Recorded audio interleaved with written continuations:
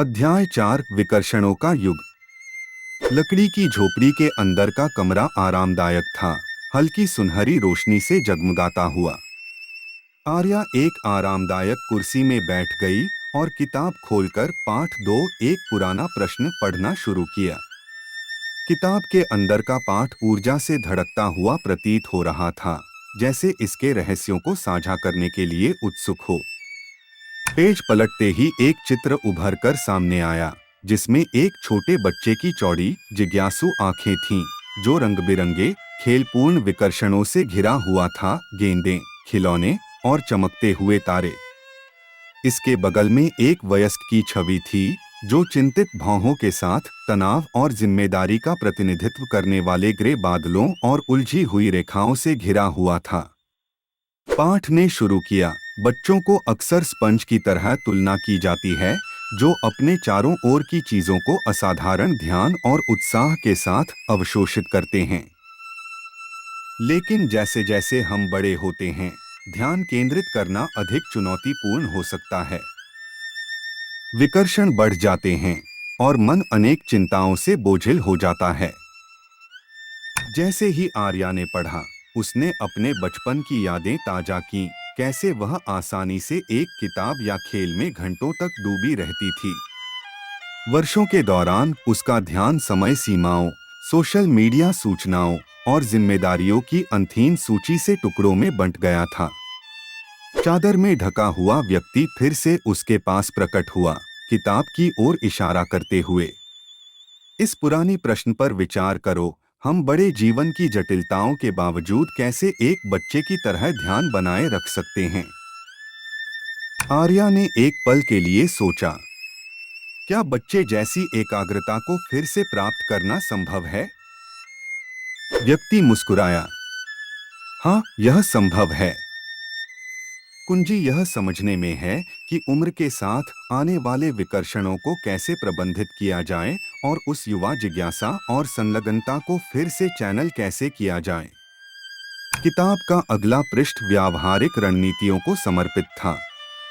एक रणनीति थी ध्यान केंद्रित करने की आदत, एक दिनचर्या जो मस्तिष्क को संकेत देती है कि अब ध्यान केंद्रित करने का समय है। एक और तरीका था कार्यों के लिए विशेष समय निर्धारित करना, जैसे एक बच्चा खेल में पूरी तरह से डूबा रहता है। इंटरैक्टिव अभ्यास। अपना ध्यान केंद्रित करने की आदत बनाएं। इसमें एक विशेष कार्यस्थल स्थापित करना, ध्यान केंद्रित काम के लिए एक विशिष्ट समय निर्धारित करना या किसी कार्य को शुरू करने से पहले एक संक्षिप्त ध्यान सत्र शामिल हो सकता है। अपनी आदत और इसके द्वारा आपको कैसा महसूस होता है, लिखें। आर्या ने अपने लिए ध्यान केंद्रित करने की आदत बनाने का निर्णय लिया। उसने अपने कमरे में एक शांत कोना तैयार किया, जिसमें हल्की रोशनी, एक आरामदायक कुर्सी और दीवार पर उसके पसंदीदा प्रेरणादायक उद्धरण थे। उसने दिन की विकर्षणों से पहले सुबह के शुरुआती घंटे को अपने ध्यान केंद्रित कार्य के लिए निर्धारित किया। उसने कार्यों में प्रवेश करने से पहले अपने मन को साफ करने के लिए एक संक्षिप्त ध्यान सत्र भी जोड़ा। जब उसने अपनी नई आदत को लागू किया, तो उसने अपने ध्यान में एक स्पष्ट अंतर महसूस किया। विशिष्ट वातावरण और दिनचर्या बनाने की क्रिया ने उसे ध्यान केंद्रित स्थिति में अधिक सहजता से प्रवेश करने में मदद की।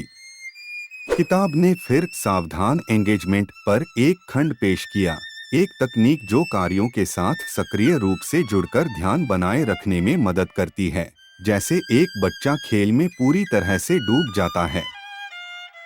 विचार था कि कार्यों को एक जिज्ञासा और उत्साह के साथ लिया जाए, न कि उन्हें दायित्व के रूप में देखा जाए। चादर में ढका हुआ व्यक्ति ने कहा, सावधान एंगेजमेंट तुम्हें वर्तमान में रहने और शामिल रहने में मदद करता है, जिससे मानसिक अव्यवस्था कम होती है जो तुम्हें विचलित करती है। बच्चों की तरह उत्साह और रुचि के साथ कार्यों को अपनाकर तुम अपनी एकाग्रता को बढ़ा सकती हो। आर्या ने सावधान एंगेजमेंट का अभ्यास किया, अपने काम के लिए समय निर्धारित किया और इसे जिज्ञासा और आनंद के साथ अपनाया। उसने पाया कि जब वह अपने कार्यों में पूरी तरह से डूब जाती है तो वह उच्च स्तर की एकाग्रता और उत्पादकता बनाए रख सकती है। जैसे ही अध्याय समाप्त होने को था, चादर में ढका हुआ व्यक्ति ने आर्या को जंगल के एक नए हिस्से की ओर मार्गदर्शन किया। एक खुला स्थान जिसमें रंगीन फूलों और खेलते हुए तितलियों से भरा एक सुंदर बगीचा था।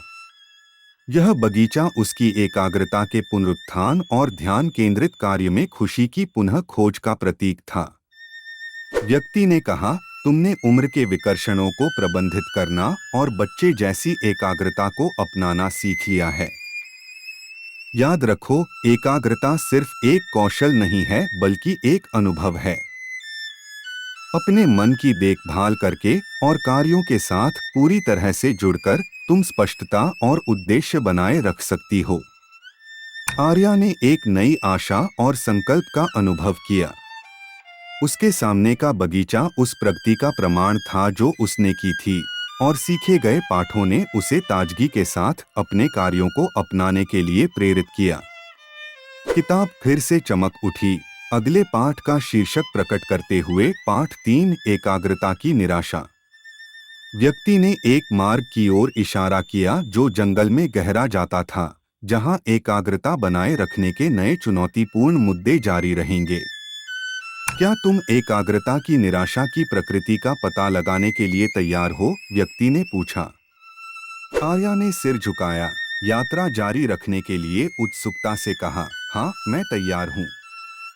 जैसे ही उसने नए मार्ग पर कदम रखा, जंगल उसके चारों ओर उत्सुकता से गुनगुनाता हुआ प्रतीत हुआ।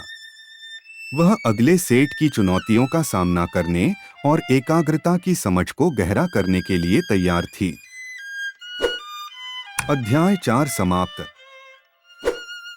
इस अध्याय में आर्या उम्र के प्रभाव को ध्यान केंद्रित करने पर और बच्चे जैसी एकाग्रता को पुनः प्राप्त करने के लिए व्यावहारिक तकनीकों का अध्ययन करती है। इंटरैक्टिव अभ्यास और रणनीतियां पाठकों को इन अवधारणाओं को अपनी जिंदगी में लागू करने में मदद करती हैं। आर्या के अनुभवों के माध्यम से पाठों को मजबूत करती हैं। अगले पाठ की ओर संक्रमण एकाग्रता से संबंधित निराशाओं को संबोधित करने की तैयारी करता है।